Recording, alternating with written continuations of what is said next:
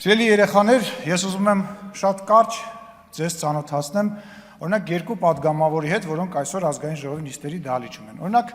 մեկը Հակոբ Արշակյանն է, որը բացառիկ զուսպ, բացառիկ լավ, բացառիկ չկոռումպացված եւ լավ անձնավորություն է, եւ երկրորդ անձնավորությունը ուզում եմ ծանոթացնեմ Երևանի նախկին քաղաքապետ Տարոն Մարգարյանին, որի օգնականը իրեն թույլ է տալիս տարբեր տեղերում տարբեր լկտի բաներ գրել։ Օրինակ, քիչ առաջ գրել է, որ տոնածառը զարդարում են թանկ խանութից եւ մեկնաբանել է լափել միջև վերջ ալեն։ Հիմա ես ինչ եմ առաջարկում։ Ես առաջարկում եմ Տարոն Մարգարյանը իր օգնականին վերցնի ու գնա իրան ստուն, որպեսզի իր օգնականը տենա լափելը որն է ալնում։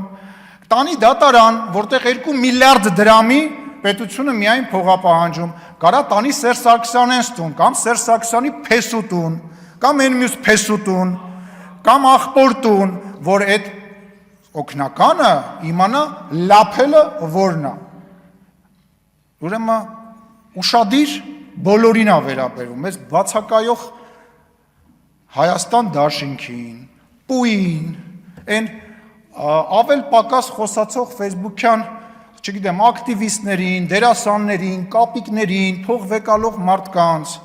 այո, մենք ընդունել ենք էթիկայի կանոնագիր, բայց հանկարծ չսխալվեք, բոլորդ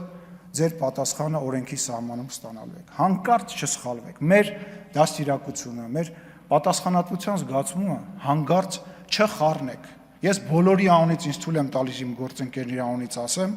կրկնում եմ, նախընտրական պրոցես է սկսվում, հանկարծ չսխալվեք։